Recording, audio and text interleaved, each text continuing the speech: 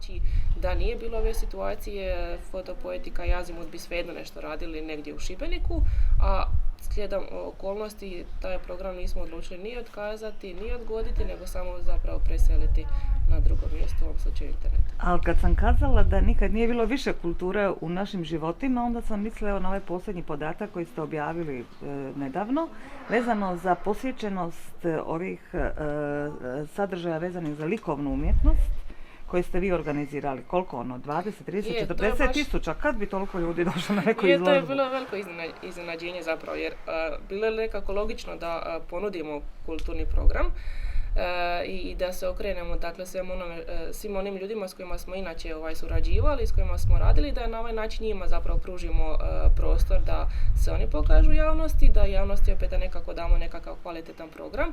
I znali smo da će biti zainteresirani, da će ljudi gledat, ali da će više od 40.000 ljudi gledati video uratke koji se odnose na recitiranje poezije, ili da će gotovo 50.000 ljudi gledati kako likovnjaci stvaraju svoja djela, je zapravo jedno veliko, ali ugodno iznenađenje. I s obzirom da taj program Kulturom protiv korone ide dalje, mi se nadamo da će ta brojka ili rasti ili barem ostati na istom nivou, jer ja mislim da su to baš onako zavidne brojke. Samo da podsjetimo, dakle prvi program je bio vezan za poeziju, kada su pjesnici, ali ne samo vezani za Šibenik, nego i šire, recitirali svoju poeziju, to je isto bila velika posjećenost. Onda je ovo sad bilo, kako ste ga nazvali, kistom? Crta iz dnevnog boravka. Aha, crta iz dnevnog boravka.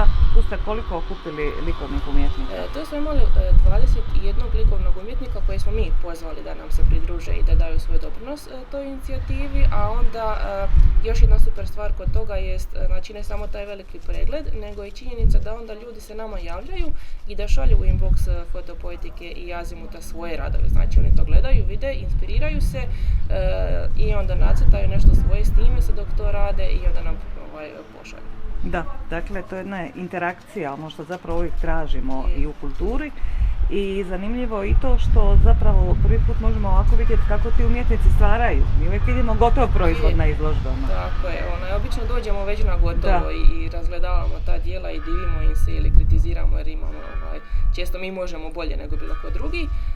A ovdje gledamo kako ta neka djela nastaju, ljudi se inspiriraju samim tim procesom, djelovanjem tih umjetnika, jer često oni imaju nekakve svoje rituale dok to rade, poput slušanja glazbe ili prostorija u kojima rade, tako da sve to skupa zapravo vjerojatno djeluje inspirirajuće na ljudi.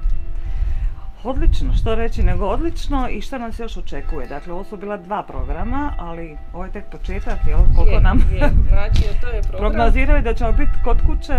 Pa koliko god je nama ovo lijepo i koliko god nam je super vidjeti da ljudi to gledaju, da su zainteresirani, da se inspiriraju, mi bi isto voljeli izaći na zrak pa da se i družimo i sve to skupa radimo. Tako da mi ćemo ovaj program virtualno privesti svom kraju, ali nadam se da neće baš sad predugo trajati. Što sad slijedi?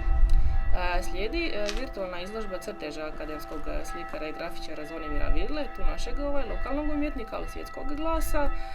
Imat ćemo još jednu virtualnu izložbu fotografija, ali isto tako nastavljamo i s ovom inicijativom iz dnevnog boravka koja se odnosi na, kako smo mi to stručno nazvali, 4 jahača apokalipse, pa nakon poezije, likovne umjetnosti slijedi nam još malo fotografije i naravno glazba.